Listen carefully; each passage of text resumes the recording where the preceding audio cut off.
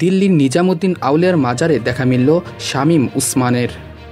Dubai, Germany হয়ে বেলজিয়ামে পাড়ি জমিয়েছেন সাবেক পররাষ্ট্রমন্ত্রী ডক্টর হাসান মাহমুদ। চাঁদপুরে পাওনা টাকা ও আধিপত্য বিস্তার নিয়ে সংঘর্ষ, আহত অর্ধশত। ফল কুড়িয়ে আনতে গিয়ে লাশ হলো দুই ভাই। ৩৫ কেজির পোয়া মাছটির দাম ৭ লাখ টাকা। দিল্লির নিজামুদ্দিন আউলিয়ার মাজারে দেখা মিলল শামীম উসমানের। ছাত্র জনতার আন্দোলনে ৫ আগস্ট পদত্যাগ করে দেশ ছেড়ে পালিয়েছেন সাবেক প্রধানমন্ত্রী শেখ হাসিনা।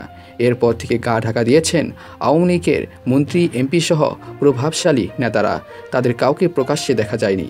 তেমনি নারায়ণগঞ্জ ৪ আসনের আওয়ামী লীগ নেতা, সাবেক প্রভাবশালী এমপি শামীম উসমানকেও দেখা যাচ্ছিল না। তিনি দেশে আছেন নাকি চলে গেছেন বিদেশে, এই নিয়েও চলছিল তর্ক বিতর্ক।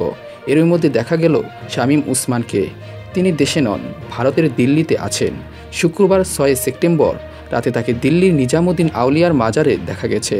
মাজার জিয়ারত করতে যাওয়া একজন পর্যটক নাম প্রকাশ না করার শর্তে বলেছেন, শামীম উসমান এখন দিল্লিতে আছেন এবং সেখান থেকেই ষড়যন্ত্রের জাল বোনার চেষ্টা করছেন।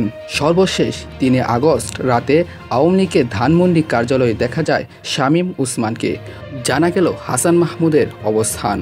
সাবেক পররাষ্ট্রমন্ত্রী ডক্টর হাসান মাহমুদ দুবাই থেকে জার্মানি থেকে বেলজিয়ামে গেছেন।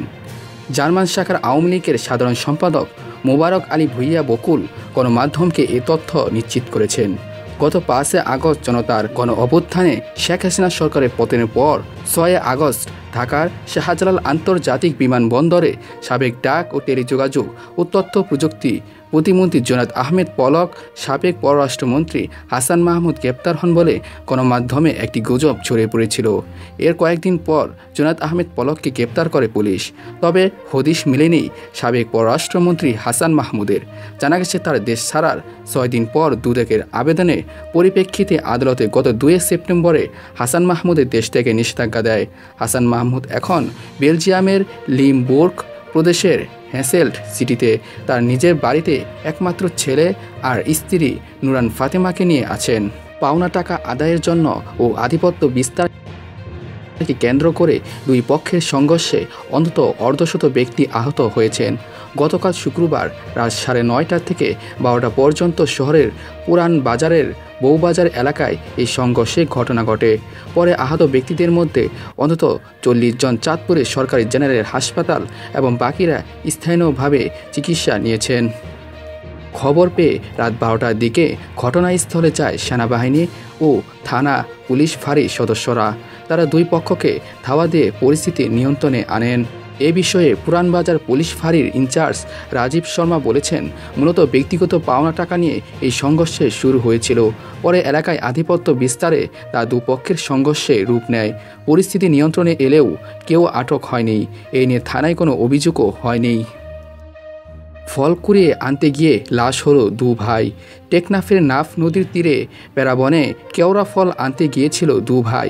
মোহাম্মদ উসমান, যার বয়স ৮, মোহাম্মদ জেহাদ, যার বয়স ৬। দু ভাই বাড়িতে বলে গিয়েছিল তারা দুপুরের পর বাড়িতে ফিরে আসবে। তবে বিকেল ফিরে গেলেও খোঁজ মেলেনি দু ভাইয়ের। পরে এলাকাবাসীর খোঁজাখুঁজির পর প্যারাবন থেকে তাদের লাশ উদ্ধার করা হয়। আজ শুক্রবার বিকেল ৫:৩০টার দিকে কক্সবাজারের টেকনাফের হিলার নাফ নদীর তীরে প্যারাবন থেকে তাদের লাশ উদ্ধার করা হয়। নিহত ২ জন ইউনিয়নের স্থানীয় বাসিন্দা ও পুলিশের ধারণা সাঁতার না জানার কারণে এই দুর্ঘটনা ঘটেছে। ৩৫ কেজির পোয়া মাছটির দাম ৭ লাখ টাকা। মাছটির ওজন প্রায় ৩৫ কেজি। দাম হাঁকা হচ্ছিল ৭ লাখ টাকা। এটি দেখতে ভিড় জমিয়েছিল অনেকেই। কেউ মুঠোফোনে ভিডিও করেছিল, কেউ ছবি তুলে সামাজিক যোগাযোগ মাধ্যমে পোস্ট করেছিলেন। গতকাল শুক্রবার দুপুরে কক্সবাজার দ্বীপ উপজেলা মহেশখালীর হোয়াইনক ইউনিয়নের কালাগাজীর বাজারে গিয়ে এই দৃশ্য দেখা গেছে।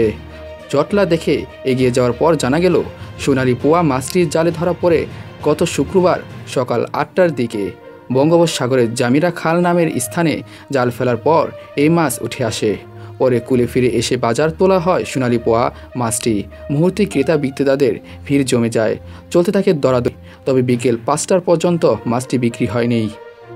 গতকাল বৃহস্পতিবার রাত ৩টার দিকে উপজেলার হোয়াইনক ইউনিয়নে পরিষদ সদস্য মোহাম্মদ আনোয়ার FB বাবু মসজিদ নামের একটি ফিশিং বোট নিয়ে ৮ জন জেলে সাগরে মাছ ধরতে যান।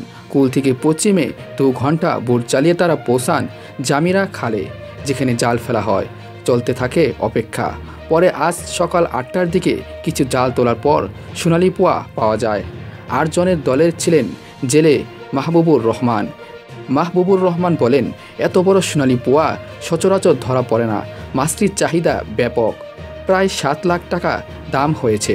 ইতিমধ্যে চট্টগ্রাম শহরের কিছু ব্যবসায়ীরা মাছটি কেনার জন্য উঠে পড়ে লেগেছে।